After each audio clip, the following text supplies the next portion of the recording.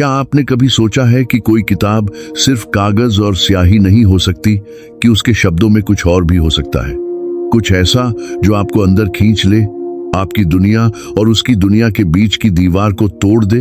1899 का कलकत्ता, ब्रिटिश राज का वो दौर जब इस शहर में एक तरफ अंग्रेजों की भव्य इमारतें थी और दूसरी तरफ पुरानी गलियों में सदियों पुराने राज दफन थे। उसी शहर में एक किताब थी, एक ऐसी किताब जिसने भी पढ़ा वो कभी पूरी तरह वापस नहीं आया। कुछ लोगों ने कहा कि वो किताब पढ़ने के बाद पागल हो गए, कुछ ने कहा कि उन्होंने खुद को उस किताब की कहानी में जीते हुए पाया, इतनी सच्चाई से, इतनी गहराई से कि असली दुनिया और किताब की दुनिया में फर्क करना नामुमकिन हो गया। और कुछ लोग वो बस गायब हो गए। यह कहानी है उस किताब की, उस किताब के पहले पाठक की और उस आखिरी इंसान की जिसने उसे पढ़ने की हिम्मत की। लेकिन सबसे डरावनी बात यह नहीं है, सबसे डरावनी बात यह है कि वो किताब आज भी कहीं है। कृपया पहले कमेंट में बताइए कि आप कहां से देख रहे हैं और चैनल को अभी सब्सक्राइब कर लीजिए। अब शुरू करते हैं। कलकत्ता 1899।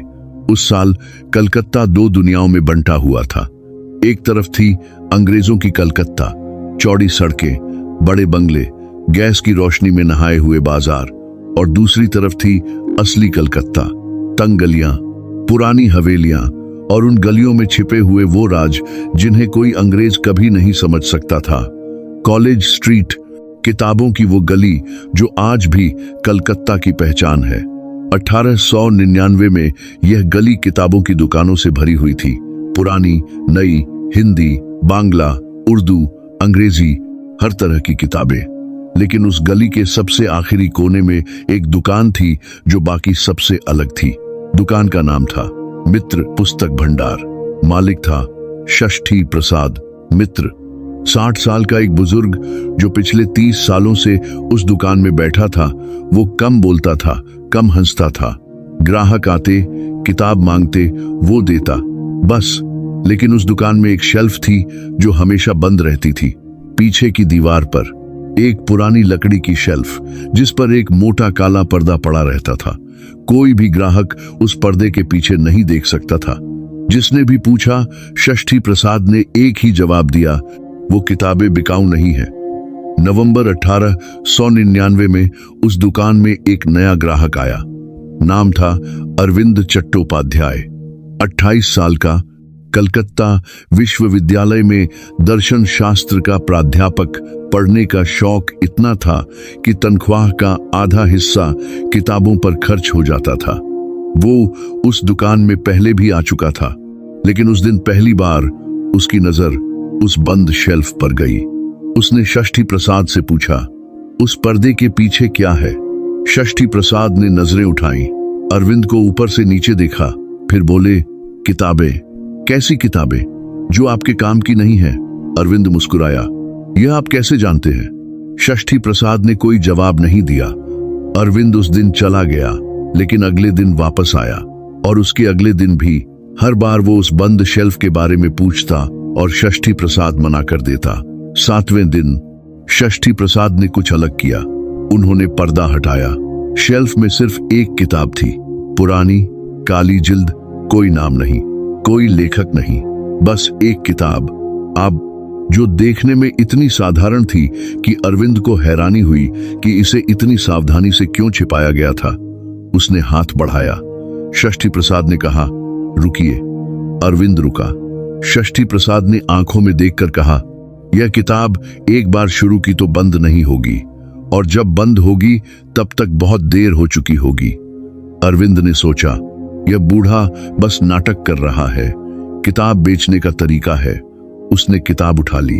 उस रात घर पहुंचकर उसने पहला पन्ना खोला, और वो दुनिया जिसमें वो अब तक जी रहा था, वो उसी पल से बदलनी शुरू हो गई। उस रात अरविंद अपने कमरे में बैठा था। कमरा छोटा था, एक मेज, एक कुर्सी, एक तख्त, दीवारों पर किताबों की अलमारियां। खिड़की से कलकत्ता की रात दिखती थी, दूर कहीं गैस की रोशनी, पास में अंधेरी गली। उसने किताब मेज पर रखी, लालटेन जलाई। किताब की जिल्द पर कुछ नहीं था, न नाम, न लेखक, न प्रकाशक, बस पुरानी काली चमड़े की जिल्द जो छूने में अजीब लगती थी, न बहुत ठंडी न बहुत गर्म, जैसे किसी जीती जागती चीज की त्वचा हो। अरविंद ने पहला पन्ना खोला। कागज पीला पड़ चुका था, बहुत पुराना, लेकिन स्याही बिल्कुल ताजी थी, जैसे अभी अभी लिखी गई हो। पहली पंक्ति थी, यह कहानी उसकी है जो इसे पढ़ रहा है। अरविंद रुका। अजीब शुरुआत थी। उसने सोचा शायद कोई दार्शनिक किताब है। आगे पढ़ा। दूसरी पंक्ति, तुम्हारा नाम अरविंद है, तुम 28 साल के हो, तुम अभी कलकत्ता में अपने कमरे में बैठे हो, बाहर रात है। अरविंद के हाथ रुक गए। उसने किताब को ध्यान से देखा, फिर आसपास देखा। कमरे में कोई नहीं था। उसने सोचा षष्ठी प्रसाद ने पहले से लिखवा दिया होगा। उसे पता था कि अरविंद आएगा, यह एक चाल है। उसने आगे पढ़ा। तुम अभी सोच रहे हो कि यह कोई चाल है, लेकिन यह चाल नहीं है। अरविंद ने किताब बंद कर दी। एक पल वो बस बैठा रहा, दिल तेज धड़क रहा था। फिर उसने खुद को समझाया, यह सब संयोग है, कोई भी यह अनुमान लगा सकता था। उसने किताब फिर खोली, इस बार बीच के पन्नों से। जो लिखा था वो पढ़कर उसकी सांस रुक गई। वहां एक कहानी थी, एक आदमी की कहानी जो कलकत्ता में रहता था, किताबें पढ़ता था, अकेला था, जिसकी एक बहन थी जो बनारस में थी, जिसके पिता 2 साल पहले गुजर चुके थे। यह सब अरविंद की जिंदगी थी, हर बात, हर डिटेल। लेकिन वो डिटेल जिसने उसे सबसे ज्यादा हिलाया वो आगे के पन्नों में थी। किताब में लिखा था कि अरविंद अगले मंगलवार को एक ऐसी जगह जाएगा जहां वो पहले कभी नहीं गया। एक पुरानी इमारत, उत्तरी कलकत्ता में। अरविंद ने तारीख देखी। आज शुक्रवार था, मंगलवार 4 दिन बाद था। उसने किताब बंद की और तख्त पर लेट गया। नींद नहीं आई। रात भर वो छत को देखता रहा। एक ही सवाल दिमाग में घूमता रहा, यह किताब लिखी किसने और यह कैसे संभव है। सुबह होते ही वो दुकान गया। षष्ठी प्रसाद दुकान खोल रहे थे। अरविंद ने किताब मेज पर पटकी और कहा, यह क्या है। षष्ठी प्रसाद ने किताब को देखा, फिर अरविंद को बोले, आपने पढ़ ली। हाँ, और अब बताइए इसमें मेरी जिंदगी की बातें कैसे हैं। षष्ठी प्रसाद ने एक लंबी सांस ली, कुर्सी पर बैठे, बोले, बैठिए। अरविंद बैठा। यह किताब मेरे पास 1887 में आई थी। एक आदमी छोड़ गया था, नाम नहीं बताया, बस कहा कि इसे संभाल कर रखो, जो भी इसे पढ़े उसे बताओ कि एक बार शुरू करने के बाद रुकना मुश्किल होगा। रुकना मुश्किल क्यों? षष्ठी प्रसाद ने खिड़की से बाहर देखा, फिर धीरे से बोले, क्योंकि यह किताब सिर्फ आपकी कहानी नहीं लिखती, यह आपकी कहानी बनाती है। अरविंद ने पूछा, मतलब जो इसमें लिखा है वो होगा, जरूर होगा, आप चाहें या न चाहें। अरविंद एक पल चुप रहा, फिर बोला, और अगर मैं वो न करूं जो इसमें लिखा है। षष्ठी प्रसाद ने उसकी आंखों में देखा। आज तक कोई नहीं रोक पाया। अरविंद ने सोचा कि वो साबित करेगा कि किताब गलत है, कि यह सब बकवास है, कि कोई किताब किसी इंसान की जिंदगी नहीं लिख सकती। उसने एक काम किया, किताब को बंद करके अलमारी में रख दिया, ताला लगा दिया, चाबी जेब में रख ली। शनिवार, रविवार, सोमवार 3 दिन बिल्कुल सामान्य रहे। कोई अजीब घटना नहीं, कोई अजीब सपना नहीं। अरविंद को लगने लगा कि षष्ठी प्रसाद ने उसे बेवकूफ बनाया। मंगलवार की सुबह अरविंद विश्वविद्यालय गया, क्लास ली, दोपहर को खाना खाया, शाम को घर वापस आया। उसने मन में ठान लिया था आज वो कहीं नहीं जाएगा, घर पर रहेगा, किताब गलत साबित होगी। शाम के 6 बज रहे थे, तभी एक चपरासी आया विश्वविद्यालय का। उसने एक चिट्ठी दी। चिट्ठी में लिखा था कि विभागाध्यक्ष प्रोफेसर घोष ने तुरंत मिलने के लिए बुलाया है। पता था उत्तरी कलकत्ता में उनका घर। अरविंद का हाथ रुक गया। उत्तरी कलकत्ता।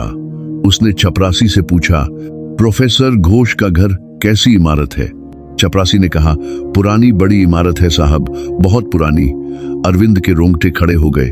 उसने चिट्ठी को मेज पर रखा, दरवाजा बंद किया, अलमारी खोली, किताब निकाली। वो पन्ना खोला जहां मंगलवार का जिक्र था। लिखा था, आज शाम अरविंद को एक चिट्ठी मिलेगी। वो जाना नहीं चाहेगा, लेकिन जाएगा, क्योंकि न जाने का कोई कारण उसके पास नहीं होगा। अरविंद ने किताब बंद की, उसने एक काम किया, कागज निकाला और लिखा, आज मैं कहीं नहीं जाऊंगा, प्रोफेसर घोष से कल मिलूंगा। कागज मेज पर रखा, फिर कुर्सी पर बैठ गया, हाथ बांध लिए, आंखें बंद कर ली। 10 मिनट बाद उसकी आंखें खुली। वो दरवाजे पर खड़ा था, कोट पहने हुए, हाथ में छड़ी। उसे याद नहीं था कि वो कुर्सी से कब उठा, कोट कब पहना, दरवाजे तक कब आया। वो बस आ गया था। अरविंद ने एक पल खुद को देखा, फिर दरवाजा खोला और बाहर निकल गया। उत्तरी कलकत्ता की वो इमारत जब उसने देखी तो दिल डूब गया। बिल्कुल वैसी ही थी जैसी किताब में लिखी थी। पुरानी, 3 मंजिला, काई लगी दीवारें, टूटी हुई सीढ़ियां। प्रोफेसर घोष ने दरवाजा खोला, बोले, आओ अरविंद, बहुत जरूरी बात करनी है। अरविंद अंदर गया, बैठा। प्रोफेसर ने एक पुराना दस्तावेज दिखाया। विश्वविद्यालय से जुड़ा कोई मामला था। आधे घंटे बात हुई, बिल्कुल सामान्य बात। लेकिन जब अरविंद वापस जाने लगा, प्रोफेसर घोष ने कहा, एक बात और। उन्होंने अलमारी से एक किताब निकाली, वही काली जिल्द, वही पुराने पन्ने। अरविंद ने चौंक कर कहा, यह किताब आपके पास कैसे? प्रोफेसर घोष ने अजीब नजरों से देखा, बोले, कौन सी किताब? यह तो मेरी पुरानी डायरी है। अरविंद ने दोबारा देखा। वो एक साधारण डायरी थी, काली जिल्द, लेकिन बिल्कुल अलग। अरविंद ने आंखें मली, घर वापस आया, सीधे अलमारी खोली। किताब वही थी, बंद, ताला लगा हुआ। लेकिन जब उसने किताब खोली, अगले पन्ने पर एक नई लाइन लिखी थी, ताजी स्याही से, आज तुमने देखा कि रुकना नामुमकिन है, कल से असली कहानी शुरू होगी। अरविंद ने किताब बंद की। पहली बार उसे सच में डर लगा। अरविंद ने रात भर सोचा था, एक दार्शनिक की तरह, एक वैज्ञानिक की तरह हर संभावना को परखा था। पहली संभावना, किताब में पहले से सब लिखा था, वो बस नोटिस नहीं कर पाया। दूसरी संभावना, षष्ठी प्रसाद ने उसके बारे में पहले से जानकारी जमा की थी और किताब में लिखवाई थी। तीसरी संभावना, यह सब संयोग था, लेकिन एक चीज थी जो किसी भी संभावना से एक्सप्लेन नहीं होती थी। वो नई लाइन, ताजी स्याही से लिखी हुई, जो पहले नहीं थी। अरविंद सुबह उठा, चाय बनाई, मेज पर बैठा, किताब सामने रखी। इस बार उसने शुरू से पढ़ने का फैसला किया, ध्यान से, हर शब्द। पहले 10 पन्ने उसकी जिंदगी की कहानी थे, बचपन, पिता, बहन, पढ़ाई, सब कुछ। इतनी सटीक डिटेल की पढ़ते हुए ऐसा लग रहा था जैसे कोई उसके साथ साथ चल रहा हो, हर पल, हर जगह। 11वें पन्ने पर कहानी बदल गई। वहां से आगे की कहानी थी, वो कहानी जो अभी तक हुई नहीं थी। अरविंद ने पढ़ना शुरू किया। किताब में लिखा था कि अगले कुछ दिनों में अरविंद की मुलाकात एक औरत से होगी। नाम था सुचित्रा, बांग्ला परिवार से, पढ़ी लिखी, शांत स्वभाव की। वो उससे कॉलेज स्ट्रीट पर मिलेगी, एक किताब की दुकान के सामने। अरविंद ने पढ़ा और मन में सोचा, यह नहीं होगा, वो उस गली में जाएगा ही नहीं। लेकिन किताब का अगला पन्ना पढ़ते ही उसके हाथ कांपने लगे। वहां लिखा था, अरविंद सोच रहा है कि वो उस गली में नहीं जाएगा, लेकिन आज दोपहर को उसे एक किताब की जरूरत पड़ेगी जो सिर्फ कॉलेज स्ट्रीट पर मिलती है। अरविंद ने किताब बंद की। उसने तय किया, आज वो घर से नहीं निकलेगा। कोई कारण नहीं, कोई जरूरत नहीं। दोपहर तक वो घर पर रहा। फिर उसे याद आया, कल विश्वविद्यालय में एक महत्वपूर्ण लेक्चर था। उसके लिए एक खास किताब चाहिए थी जो उसके पास नहीं थी। वो किताब सिर्फ एक जगह मिलती थी, कॉलेज स्ट्रीट। अरविंद कुर्सी पर बैठा रहा। उसने खुद से कहा, लेक्चर कैंसिल कर दूंगा, बीमारी का बहाना करूंगा। लेकिन वो लेक्चर उसके विभाग के लिए बहुत जरूरी था। 3 महीने से तैयारी हो रही थी। शाम होते होते अरविंद कॉलेज स्ट्रीट पर था, दुकान के सामने खड़ा था, किताब हाथ में थी। तभी एक आवाज आई, माफ कीजिए, क्या यह दुकान बंद हो गई? अरविंद ने मुड़कर देखा। एक औरत थी, सफेद साड़ी, सादा चेहरा, शांत आंखें। जी, अभी खुली है, अरविंद ने कहा। शुक्रिया। वो अंदर जाने लगी, फिर रुकी, मुड़कर बोली, आप प्रोफेसर है ना, विश्वविद्यालय में? अरविंद ने चौंक कर कहा, हाँ, लेकिन आप कैसे? मेरे भाई आपकी क्लास में हैं, बहुत तारीफ करते हैं। वो मुस्कुराई, मेरा नाम सुचित्रा है। अरविंद के पैर जमीन में गड़ गए। वो नाम, वही नाम। वो कुछ नहीं बोला। सुचित्रा दुकान में चली गई। अरविंद वहीं खड़ा रहा। हाथ में किताब थी, लेकिन उसे होश नहीं था। किताब सच हो रही थी, एक एक शब्द। घर आकर उसने किताब खोली। अगले पन्ने पर नई लाइन थी, अब तुम डरे हुए हो, लेकिन यह सिर्फ शुरुआत है अरविंद। असली कहानी अभी बाकी है और वो कहानी तुम बदल नहीं सकते। अरविंद ने किताब को देखा, फिर एक काम किया जो उसने पहले नहीं किया था। उसने आखिरी पन्ना पलटा। वहां सिर्फ एक लाइन थी। उसे पढ़कर अरविंद की आंखें बंद हो गईं। वो लाइन थी, यह कहानी यहां खत्म नहीं होती। यह कहानी तब खत्म होती है जब पाठक और लेखक एक हो जाते हैं। 3 हफ्तों में अरविंद और सुचित्रा की मुलाकातें बढ़ती गईं। पहले कॉलेज स्ट्रीट पर, फिर विश्वविद्यालय के पास एक चाय की दुकान पर, फिर गंगा के किनारे। सुचित्रा असाधारण थी। वो बांग्ला साहित्य पढ़ती थी, दर्शन शास्त्र समझती थी, रविंद्रनाथ की कविताएं सुनाती थी। उसकी आंखों में एक गहराई थी जो अरविंद को खींचती थी। उसकी हंसी में एक ऐसा सुकून था जो अरविंद ने पहले कभी महसूस नहीं किया था। लेकिन हर मुलाकात के बाद अरविंद घर आता और किताब खोलता, और हर बार वो सब लिखा होता जो उस दिन हुआ था। हर बात, हर शब्द, हर मुस्कुराहट। एक दिन उसने सुचित्रा से मिलने से पहले किताब खोली, आगे के पन्ने पढ़े। लिखा था, आज सुचित्रा तुमसे एक सवाल पूछेगी, एक ऐसा सवाल जिसका जवाब तुम देना नहीं चाहोगे। अरविंद उस दिन सुचित्रा से मिला। बातें हुई, चाय पी, शाम ढलने लगी। तभी सुचित्रा ने कहा, अरविंद बाबू, एक बात पूछूं? अरविंद का दिल रुक गया। पिछले कुछ दिनों से आप अजीब लग रहे हैं, कहीं खोए खोए। क्या कोई परेशानी है? अरविंद ने एक पल सोचा, फिर कहा, नहीं, सब ठीक है। सुचित्रा ने उसकी आंखों में देखा, बोली, झूठ बोल रहे हैं। अरविंद चुप रहा। बताइए, क्या है? अरविंद ने एक फैसला किया। उसने सुचित्रा को सब बताया, किताब के बारे में, षष्ठी प्रसाद के बारे में, हर बात जो हुई थी। सुचित्रा ने ध्यान से सुना, बीच में नहीं रोका। जब अरविंद चुप हुआ तो वो कुछ देर खामोश रही, फिर बोली, किताब मुझे दिखाइए। अरविंद ने मना किया, नहीं। क्यों? क्योंकि। अरविंद रुका। क्योंकि मुझे डर है। किस बात का डर? कि किताब में तुम्हारे बारे में भी लिखा है, और अगर तुमने पढ़ा तो शायद तुम भी उसमें फंस जाओ। सुचित्रा ने उसकी आंखों में देखा, फिर धीरे से कहा, अरविंद बाबू, मुझे एक बात बताइए, क्या आपको लगता है कि यह किताब सच में आपकी जिंदगी लिख रही है, या आप खुद वो सब कर रहे हैं जो उसमें लिखा है, क्योंकि आपको लग रहा है कि आप रोक नहीं सकते? अरविंद ने यह सवाल पहले खुद से नहीं पूछा था। वो चुप रहा। सुचित्रा ने आगे कहा, कभी कभी हम खुद अपनी कहानी लिखते हैं और किसी और पर इल्जाम लगाते हैं। अरविंद रात को घर आया, किताब खोली। आज की मुलाकात लिखी थी, हर शब्द। लेकिन सुचित्रा का वो सवाल वो किताब में नहीं था। अरविंद ने 2 बार पढ़ा, 3 बार पढ़ा, नहीं था। पहली बार किताब में कुछ छूट गया था। अरविंद के दिमाग में सुचित्रा का सवाल गूंजता रहा, क्या आप खुद वो सब कर रहे हैं जो उसमें लिखा है? उस रात अरविंद ने एक फैसला किया। कल वो षष्ठी प्रसाद के पास जाएगा और इस बार सिर्फ सवाल नहीं पूछेगा, इस बार जवाब लेकर आएगा। अगली सुबह अरविंद कॉलेज स्ट्रीट पहुंचा तो दुकान बंद थी। यह अजीब था। षष्ठी प्रसाद की दुकान सुबह 7 बजे खुलती थी हमेशा। पिछले 30 सालों में एक दिन भी बंद नहीं रही थी, लेकिन आज दरवाजे पर ताला था। अरविंद ने पास की दुकान वाले से पूछा। उसने कहा, षष्ठी दा कल रात से नहीं दिखे। सुबह दुकान नहीं खुली तो हमने भी सोचा कि शायद तबीयत ठीक नहीं। अरविंद ने षष्ठी प्रसाद का घर पूछा, पास की गली में था। वहां पहुंचा तो दरवाजा खुला था। अंदर गया, एक छोटा सा कमरा था। षष्ठी प्रसाद तख्त पर लेटे थे, आंखें खुली थीं, लेकिन छत को देख रहे थे, जैसे किसी गहरी सोच में डूबे हों।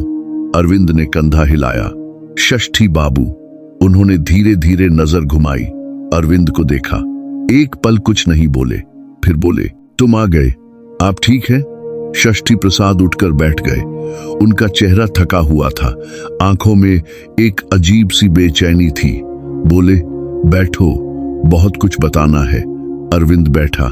षष्ठी प्रसाद ने शुरू किया, वो किताब 1887 में मेरे पास आई, यह तो मैंने बताया था, लेकिन जो नहीं बताया वो ये है कि जो आदमी उसे छोड़ गया था वो मैं ही था। अरविंद ने चौंक कर कहा, मतलब? 1887 में मैंने वो किताब पढ़ी थी, बिल्कुल तुम्हारी तरह, और उस किताब ने मेरी भी जिंदगी लिखी थी, हर बात, हर डिटेल। लेकिन आपने कहा था कि एक अजनबी छोड़ गया। झूठ था। षष्ठी प्रसाद ने आंखें बंद की। मैं डरा हुआ था, सोचा कि अगर सच बताया तो तुम किताब नहीं लोगे। अरविंद ने कहा, तो आप चाहते थे कि मैं वो किताब लूं? षष्ठी प्रसाद चुप रहे। क्यों? अरविंद की आवाज सख्त हो गई। षष्ठी प्रसाद ने एक लंबी सांस ली, बोले, क्योंकि किताब ने मुझसे कहा था। किताब ने कहा था? हाँ, 1887 में जब मैंने आखिरी पन्ना पढ़ा, वहां लिखा था कि मुझे यह किताब किसी और को देनी होगी, एक ऐसे इंसान को जो दर्शन शास्त्र पढ़ाता हो, जो सच की तलाश में हो, और जब वो इंसान आए तो उसे रोकना नहीं। अरविंद के दिमाग में चक्कर आने लगे। तो आप बस एक जरिया थे? हाँ। षष्ठी प्रसाद की आवाज में एक अजीब सी थकान थी। 12 साल मैंने उस किताब को संभाला, 12 साल इंतजार किया, और जब तुम आए मैंने पहचान लिया। कैसे पहचाना? षष्ठी प्रसाद ने उसकी आंखों में देखा, बोले, क्योंकि किताब में तुम्हारा नाम लिखा था। अरविंद ने कांपती आवाज में पूछा, और आपकी कहानी? किताब ने जो आपकी जिंदगी लिखी वो कहाँ खत्म हुई? षष्ठी प्रसाद ने खिड़की से बाहर देखा। खत्म नहीं हुई। मतलब वो रुके। अरविंद, वो किताब जो तुम पढ़ रहे हो वो सिर्फ तुम्हारी कहानी नहीं है, वो मेरी कहानी भी है, और उससे पहले किसी और की, और उससे पहले किसी और की। अरविंद ने धीरे से कहा, यानी यह किताब एक ही कहानी बार बार लिखती है। षष्ठी प्रसाद ने सिर हिलाया। हर बार एक नया पाठक, हर बार वही कहानी, लेकिन हर बार थोड़ी अलग। अलग कैसे? षष्ठी प्रसाद ने उसकी तरफ देखा। उनकी आंखों में कुछ था, डर नहीं बल्कि कुछ और, कुछ जो अरविंद समझ नहीं पाया। बोले, हर पाठक के साथ किताब एक सवाल का जवाब ढूंढती है। कौन सा सवाल? षष्ठी प्रसाद उठे, अलमारी खोली, एक पुरानी डायरी निकाली। यह मेरी डायरी है, 1887 से 1899 तक। जब मैंने किताब पढ़ी थी तब से आज तक का हिसाब। उन्होंने डायरी अरविंद को दी। पढ़ो, समझ जाओगे। अरविंद ने डायरी लेकर पहला पन्ना खोला, पहली लाइन पढ़ी, और उसके हाथ से डायरी गिर गई, क्योंकि वो पहली लाइन बिल्कुल वही थी जो उसकी किताब के पहले पन्ने पर लिखी थी। यह कहानी उसकी है जो इसे पढ़ रहा है। अरविंद ने डायरी उठाई, कांपते हाथों से पन्ने पलटे। षष्ठी प्रसाद की डायरी 1887 से शुरू। पहले कुछ पन्नों में उनकी जिंदगी की कहानी थी, बचपन, परिवार, दुकान, बिल्कुल वैसे ही जैसे किताब में अरविंद की जिंदगी लिखी थी। फिर वो हिस्सा आया जहां षष्ठी प्रसाद ने किताब पढ़ी थी। उन्होंने लिखा था, आज मैंने वो किताब पढ़ी, पहले पन्ने पर मेरा नाम था, मेरी जिंदगी थी। मैं डरा लेकिन रुक नहीं पाया। अरविंद ने आगे पढ़ा। षष्ठी प्रसाद की कहानी भी उसी तरह चली थी। किताब ने उनकी जिंदगी लिखी थी, वो रोकने की कोशिश करते रहे। किताब आगे बढ़ती रही, लेकिन फिर एक पन्ने पर आकर अरविंद रुक गया। षष्ठी प्रसाद ने लिखा था, आज मुझे पता चला कि किताब से पहले भी एक पाठक था। उसका नाम था नीलकंठ राय। 1871 में उसने यह किताब पढ़ी थी, और उसके साथ जो हुआ वो पढ़कर मेरा दिल बैठ गया। अरविंद ने आगे पढ़ा। नीलकंठ राय 1871 का पाठक, उसने भी वही सब झेला था जो अरविंद झेल रहा था। किताब ने उसकी जिंदगी लिखी, वो रोकने की कोशिश करता रहा, लेकिन नीलकंठ के साथ कुछ और हुआ था। एक रात नीलकंठ ने किताब जलाने की कोशिश की। उसने किताब चूल्हे में डाली, आग लगाई, किताब जली नहीं। बाहर निकाली तो एक भी पन्ना खराब नहीं था, स्याही भी वैसी ही थी, ताजी, साफ। लेकिन एक फर्क था, एक नई लाइन लिखी थी, जलाने से कहानी खत्म नहीं होती। अरविंद ने डायरी बंद की, षष्ठी प्रसाद की तरफ देखा। नीलकंठ राय के साथ आखिर में क्या हुआ? षष्ठी प्रसाद चुप रहे। बताइए, धीरे से बोले। वो गायब हो गया। गायब? 1873 में। एक दिन वो था, अगले दिन नहीं था। घर खाली था, कोई निशान नहीं। अरविंद के मन में सुचित्रा का सवाल फिर गूंजा, क्या आप खुद वो सब कर रहे हैं जो उसमें लिखा है? उसने षष्ठी प्रसाद से पूछा, और आपके साथ किताब ने क्या किया? षष्ठी प्रसाद ने आंखें बंद की। मेरे साथ किताब ने कुछ नहीं किया, मैंने खुद किया। मतलब एक मार, मतलब वो रुके, लंबी सांस ली। एक दिन मैंने किताब का आखिरी पन्ना पढ़ा। वहां लिखा था कि मेरी कहानी का अंत क्या होगा। क्या लिखा था?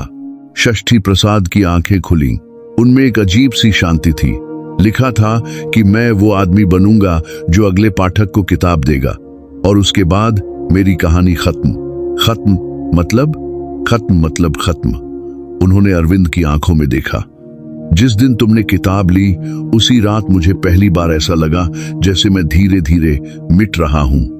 अरविंद ने चौंक कर कहा, मिट रहे हो? हाँ। षष्ठी प्रसाद ने अपना हाथ देखा, जैसे कोई मुझे पन्ने से मिटा रहा हो। अरविंद उठा, मैं किताब वापस कर दूंगा, आज ही। षष्ठी प्रसाद ने हाथ उठाया। रुको। क्यों? क्योंकि वो मुस्कुराए, एक थकी हुई उदास मुस्कुराहट। क्योंकि किताब वापस नहीं होती। जो एक बार उसका पाठक बन गया, वो हमेशा के लिए उसका पाठक है। यह नहीं हो सकता। अरविंद, षष्ठी प्रसाद की आवाज बहुत धीमी हो गई। एक बात बताओ, जब तुमने पहली बार किताब खोली, पहली लाइन क्या थी? अरविंद ने कहा, यह कहानी उसकी है जो इसे पढ़ रहा है। षष्ठी प्रसाद ने सिर हिलाया। और मेरी डायरी की पहली लाइन? वही। और नीलकंठ राय की कहानी की पहली लाइन जो उसने लिखी थी, वो भी यही थी। अरविंद चुप रहा। षष्ठी प्रसाद ने कहा, तुम्हें पता है इसका मतलब क्या है? अरविंद ने धीरे से कहा, यह तीनों कहानियां एक ही कहानी है। नहीं। षष्ठी प्रसाद ने आंखें बंद की। तो यह तीनों कहानियां एक ही किताब के हिस्से हैं, और वो किताब, वो रुके, वो किताब क्या है? अरविंद ने पूछा। षष्ठी प्रसाद ने आंखें खोली, लेकिन जवाब नहीं दिया, क्योंकि वो वहां नहीं थे। कुर्सी खाली थी। कमरे में अरविंद अकेला था। षष्ठी प्रसाद, जो 1 मिनट पहले सामने बैठे थे, गायब हो गए थे। बिल्कुल वैसे ही जैसे 1873 में नीलकंठ राय गायब हुआ था। अरविंद भागता हुआ घर आया, दरवाजा बंद किया, किताब उठाई, कांपते हाथों से पन्ने पलटे। आगे के पन्ने, वो पन्ने जो अभी तक नहीं हुए थे। लिखा था, षष्ठी प्रसाद जा चुके हैं, अब तुम अकेले हो, लेकिन एक रास्ता है। सुचित्रा। अरविंद रुका। सुचित्रा जानती है, वो हमेशा से जानती थी। अरविंद ने किताब बंद की। दिमाग में सुचित्रा का हर शब्द घूमने लगा, हर मुलाकात, हर सवाल। वो पहली मुलाकात जब उसने खुद आकर बात शुरू की थी। वो सवाल जो किताब में नहीं था, क्या आप खुद वो सब कर रहे हैं जो उसमें लिखा है? यह सवाल किताब में क्यों नहीं था? या तो सुचित्रा किताब से बाहर थी, या वो खुद किताब का हिस्सा थी। अगली सुबह अरविंद सुचित्रा के घर गया। दरवाजा उसके भाई ने खोला, वही जो अरविंद की क्लास में था। अरविंद ने कहा, सुचित्रा से मिलना था। भाई ने अजीब नजरों से देखा, बोला, कौन सुचित्रा? अरविंद रुक गया। आपकी बहन सुचित्रा। भाई ने कहा, प्रोफेसर साहब, मेरी कोई बहन नहीं है। अरविंद का दिमाग घूम गया, लेकिन उसने खुद कहा था कि आप उसके भाई हैं, कि आप मेरी क्लास में हैं। भाई ने सिर हिलाया। मुझे नहीं पता आप किस बारे में बात कर रहे हैं। दरवाजा बंद हो गया। अरविंद वहीं खड़ा रहा। सुचित्रा, जिससे वो 3 हफ्तों से मिल रहा था, जिसके साथ घंटों बातें हुई थीं, उसका कोई भाई नहीं था। वो वापस आया, किताब खोली, उन पन्नों को पढ़ा जहां सुचित्रा का पहली बार जिक्र था, और तब उसे दिखा एक चीज जो उसने पहले नोटिस नहीं की थी। किताब में सुचित्रा का नाम था, लेकिन उसका कोई परिचय नहीं था, कोई परिवार नहीं, कोई घर नहीं, कोई पिछली जिंदगी नहीं।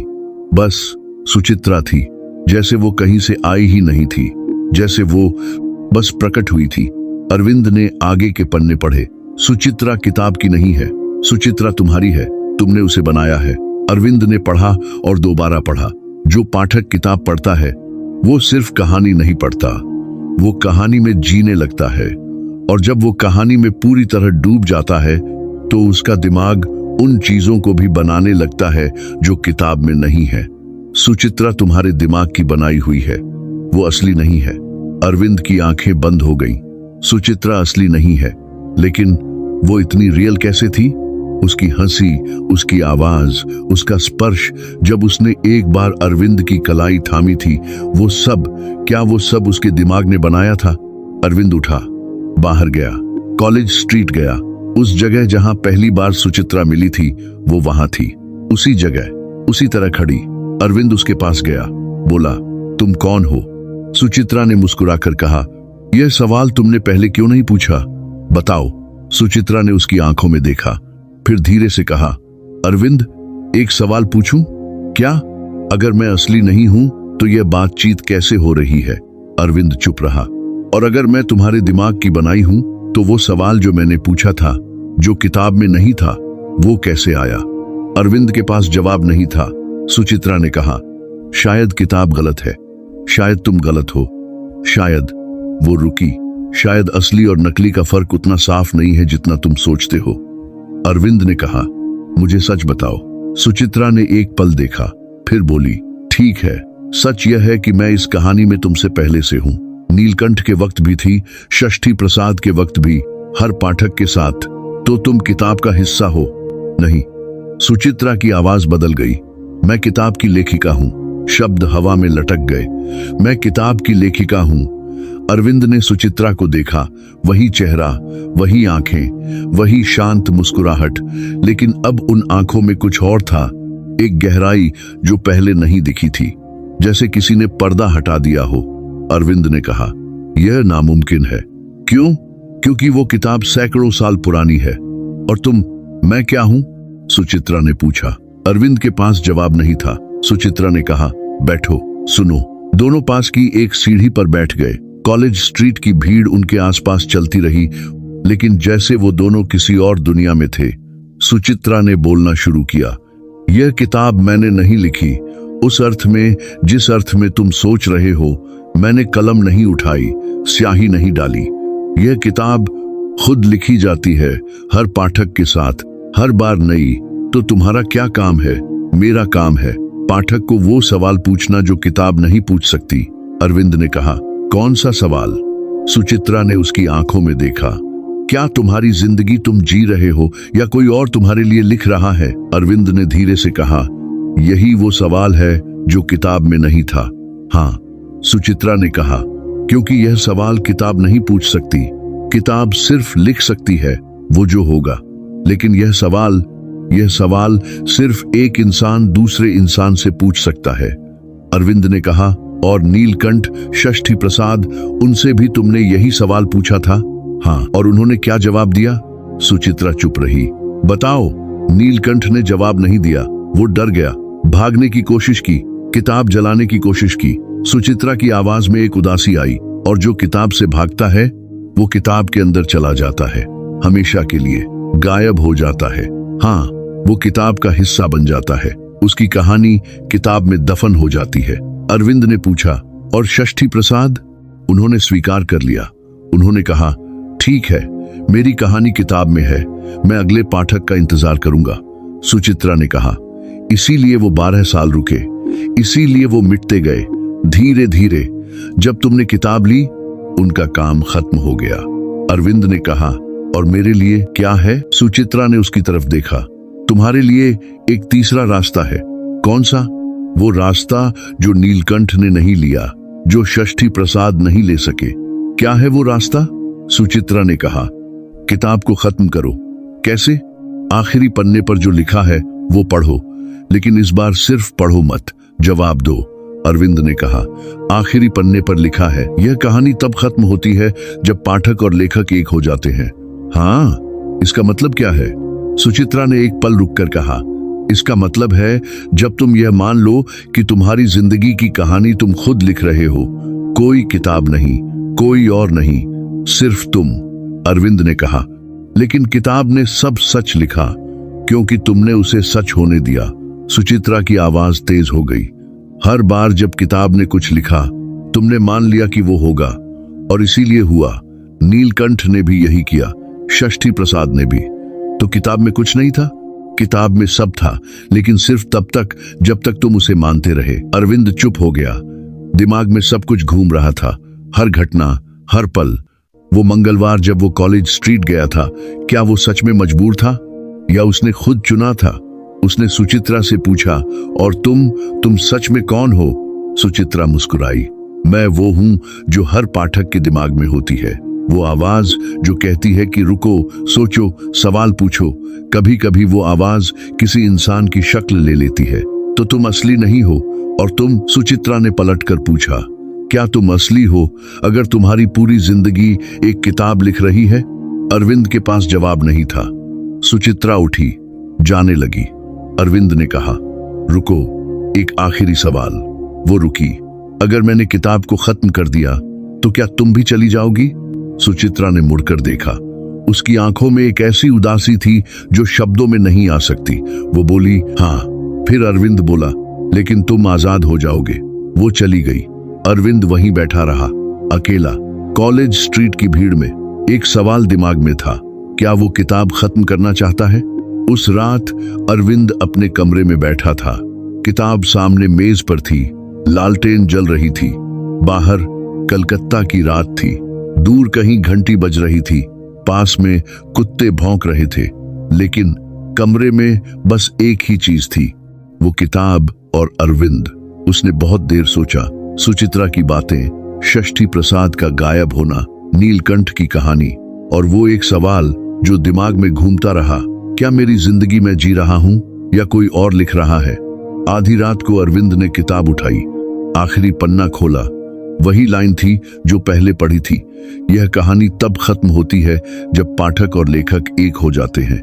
लेकिन इस बार उस लाइन के नीचे एक खाली जगह थी, सफेद कोरा कागज, जैसे किसी के लिखने का इंतजार हो। अरविंद ने मेज पर रखी दवात उठाई, कलम उठाई। एक पल रुका। उसके दिमाग में सुचित्रा का चेहरा आया, उसकी मुस्कुराहट, उसकी आंखों की वो उदासी जब उसने कहा था, हाँ, मैं चली जाऊंगी। अरविंद ने सोचा, क्या यह सही है? क्या वो सच में आजाद होना चाहता है अगर उसकी कीमत सुचित्रा का जाना है? लेकिन फिर उसे याद आया सुचित्रा का वो सवाल, क्या आप खुद वो सब कर रहे हैं जो उसमें लिखा है? शायद यह भी किताब का हिस्सा था। शायद यह हिचकिचाहट, यह रुकना, यह भी लिखी हुई थी, या शायद नहीं। अरविंद ने कलम कागज पर रखी और लिखा, मैं अरविंद चट्टोपाध्याय हूं। यह मेरी कहानी है और यह कहानी मैं लिखता हूं। एक पल, दो पल, कुछ नहीं हुआ। अरविंद ने इधर उधर देखा। कमरा वही था, लालटेन वही जल रही थी, बाहर वही आवाजें। उसने किताब को देखा। किताब के पन्ने जो इतने दिनों से भरते जा रहे थे, धीरे धीरे सफेद होने लगे, स्याही जैसे वापस खिंच रही हो। एक एक पन्ना कोरा होता गया, फिर जिल्द, फिर किताब, बस एक पुराना खाली कागज का पुलिंदा रह गई। अरविंद ने उसे छुआ। कागज थी, बस कागज। वो उठा, खिड़की खोली। बाहर कलकत्ता की रात थी। कुछ अलग नहीं था, लेकिन कुछ हल्का था। वो हल्कापन जो तब होता है जब कोई बोझ उतर जाता है, जो इतने दिनों से था कि उसका एहसास भी बंद हो गया था। अगली सुबह अरविंद कॉलेज स्ट्रीट गया। षष्ठी प्रसाद की दुकान खुली थी। अरविंद ने चौंक कर अंदर देखा। एक बुजुर्ग बैठा था, लेकिन वो षष्ठी प्रसाद नहीं था, एक अजनबी। अरविंद ने पूछा, षष्ठी प्रसाद कहाँ है? बुजुर्ग ने कहा, कौन षष्ठी प्रसाद? यह दुकान तो पिछले 20 साल से बंद थी, कल मैंने किराए पर ली है। अरविंद बाहर निकला। उसने उस जगह देखा जहां सुचित्रा पहली बार मिली थी। वहां कोई नहीं था। वो वापस जाने लगा। तभी उसे याद आया, कल रात जब उसने किताब में लिखा था, उसने क्या लिखा था? यह कहानी मैं लिखता हूं। लेकिन क्या उसने सच में खुद लिखा था, या वो भी किताब का हिस्सा था? किताब का वो आखिरी पन्ना जो खाली था और जिसे भरना ही था। अरविंद रुक गया। सड़क के बीच में एक सवाल दिमाग में आया जो पहले कभी नहीं आया था। अगर उसने किताब खत्म की तो किताब ने उससे यही करवाया था। अगर उसने किताब नहीं खत्म की तो भी वो किताब के अंदर था। दोनों रास्ते किताब के थे। तो क्या कोई तीसरा रास्ता था ही नहीं? क्या सुचित्रा ने, जो खुद को लेखिका कहती थी, क्या उसने भी झूठ बोला था या सच? अरविंद ने जेब में हाथ डाला। वो खाली कागज का पुलिंदा जो कल रात किताब थी, अभी भी वहां था। उसने निकाला, देखा, कोरा था, बिल्कुल कोरा। लेकिन जब उसने पहला पन्ना पलटा, एक लाइन थी, ताजी स्याही से। अगला पाठक कौन होगा, यह तुम तय करोगे।